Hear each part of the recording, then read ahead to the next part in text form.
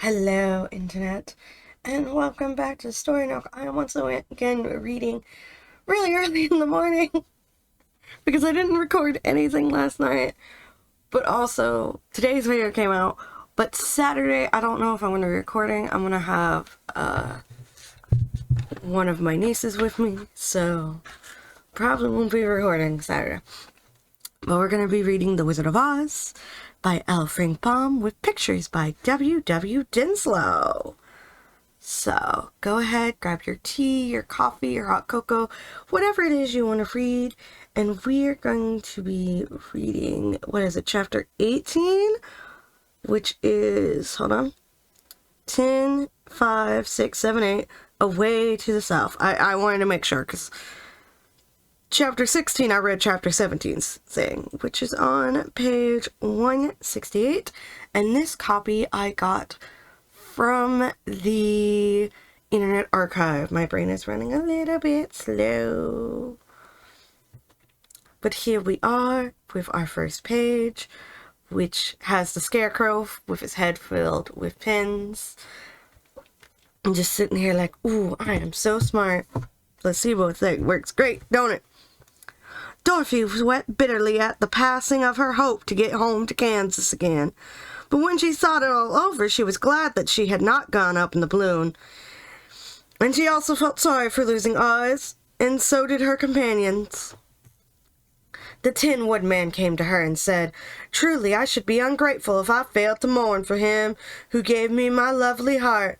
I should like to cry a little because Oz is gone. If you will kindly wipe away my tears so I shall not rest."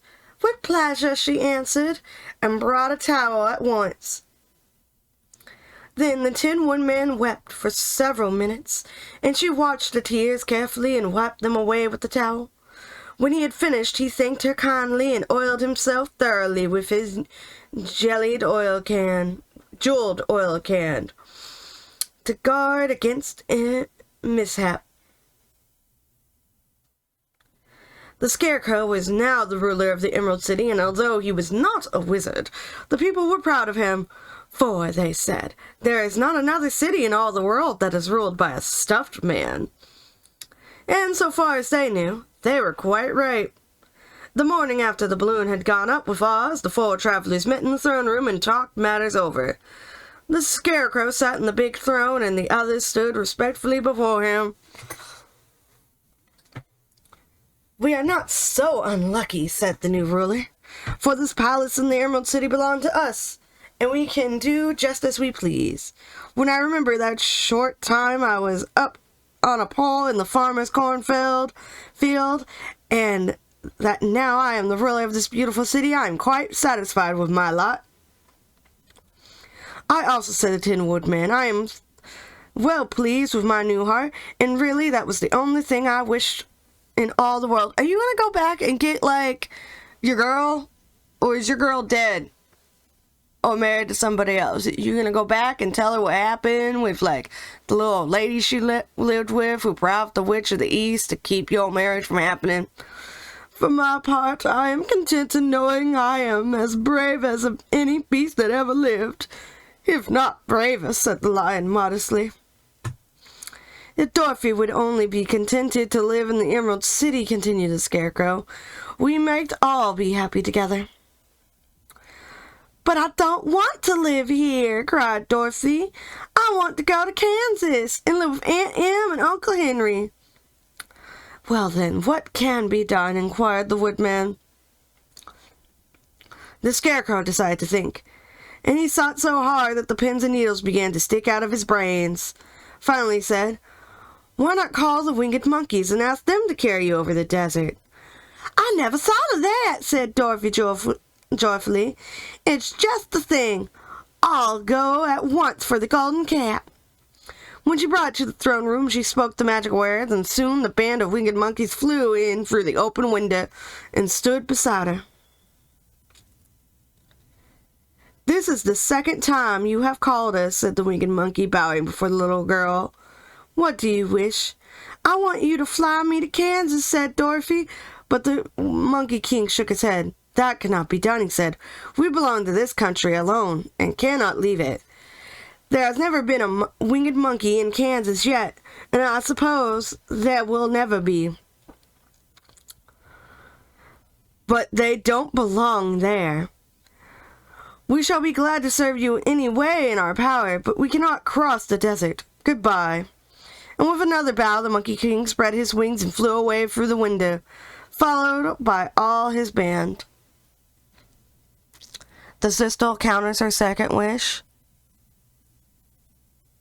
Or does she still have 2 wishes left on this golden cap with you guys? I'm just curious.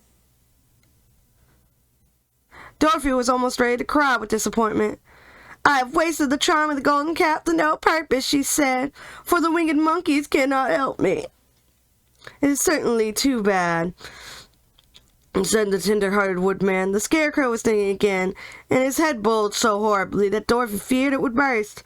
"Let us call in the soldier with the green whiskers," he said, "and ask his advice." So the soldier was summoned and entered the throne room timidly. For while Oz was alive, he was never allowed to come further than the door. "This little girl," said the Scarecrow to the soldier, "wishes to cross the desert. How can she do so?" "I cannot tell," answered the soldier, "for nobody has ever crossed the desert unless it is Oz himself." "Is there no one who can help? Is there no one who can help me?" asked Dorothy earnestly. "Glinda might," he suggested. "Who is Glinda?" inquired the Scarecrow. "The Witch of the South. She's the most powerful of all the witches, and she rules over the Quadlings." "Glinda isn't the Witch of the North." "Glinda isn't the Witch of the North. They combined Glinda and the Witch of the North in the movie, and they just kept her combined." This is now really interesting to me. Because in all things, Glinda is called the Good Witch of the North in most things, and here she's the Witch of the South, and now my little brain can't handle it. Can't handle it. That is amazing. Besides, her castle stands on the edge of the desert, so she may know a way to cross it. "Glinda is a good witch, isn't she?" asked the child. "The Quadlings think she is good," said the soldier, "and she is kind to everyone. I have heard that Glinda is a beautiful woman, who knows how to keep young, and in spite of many years she has lived." "How can I get to her castle?" asked Dorothy. "The road is straight to the south," he answered, "but it is said to be full of dangers to travelers. There are wild beasts in the woods, and a race of queer men who do not like strangers to cross their country. For this reason, none of the Quadlings ever come to the Emerald City." The soldier then left him, and the Scarecrow said, "It seems, in spite of the dangers, that the best thing Dorothy can do is travel to the land of the South and ask Glinda for help. For, of course, if Dorothy stays here, she will never go back to Kansas. Why not ask the winged monkeys to come back and take you to the South? To Glinda. Ask them to take you to Glinda. They can't take you to Kansas. But they should have, asked one, since you can't do this thing, do I still have 2 wishes left?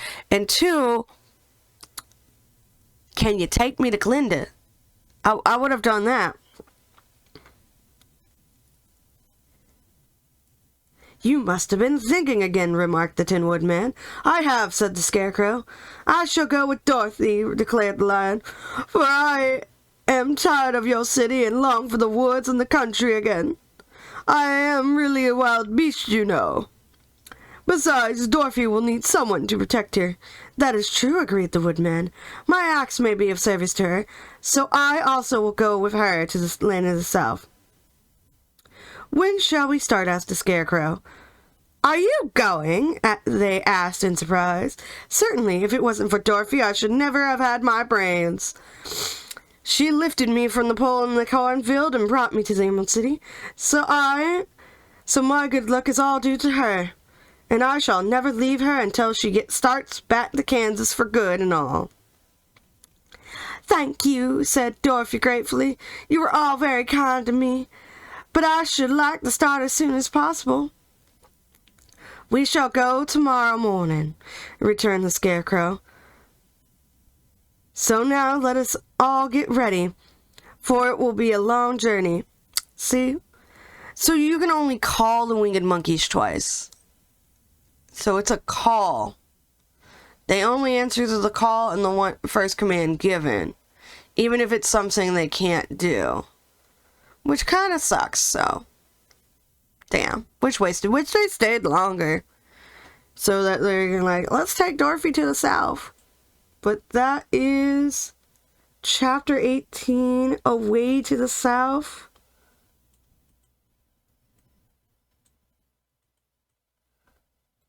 From Wizard of Oz, we have 1 and a 2 and a 3, a 4, a 5, and a 6. We got 6 more chapters left in here. So, we got 6 more chapters. That's awesome. I hope you all have a great day. Have a lovely evening. I'm going to be going to see Wicked on Sunday. That is the plan. I should be seeing one of the showtimes on Sunday with my dad and spouse and siblings. So, I'm very excited. So, probably, I'm a little bit of a day ahead. So, this is Saturday. And I'm recording on Friday. So in like 3 chapters, I'll be able to tell you how the Wicked movie was. I'm also going to be going to see the Sonic the Hedgehog movie with friends. Because like my friend called me, he's like, hey, we're all going to get together and go see the Sonic movie. Do you want to come? Because I only ever really go to the movie theater if it's like a group event with friends. So, yeah. I love you guys. Y'all stay safe, stay healthy. Thank you very much to my Patreon and Ko-fi supporters. I've been getting a lot more Patreon supporters, and I greatly appreciate y'all. You're all awesome. If you want to support me, just continue to watch my videos on YouTube. Comment down below, help it get through with the algorithm, you know. We're still almost at 50 subscribers on Story Nook, which is great. And KrissieDeathy, my main channel, is still just short of the watch time. Other ways you can help support me is I have a Redbubble if you want to get any of my artwork on stickers. I do commissions on Ko-fi. And I've got some ebooks that I published. I am planning on... I want to publish 1 new short story before the end of the year, which deals with... It's a short story dealing with a Kelpie and a witch who are in love with each other. And I've written a book all about them called The Witch and the Kelpie, or The Kelpie and the Witch. I don't remember what I call it. I called it something really simple. Because I am a simple title person, and I just use basically one name, what are you, kind of thing. So, yeah, if you want to check those out, all of those are in my link tree and such, and you can easily find them. My Ko-fi is linked right there. You want to, like, and up there in that little corner is my Cash App that you can see up there on top of the little bookshelf. I might redo this background for Story Nook. I'm considering it. So, all you have a lovely day. Stay safe. Stay healthy, all that good jazz. Bye-bye.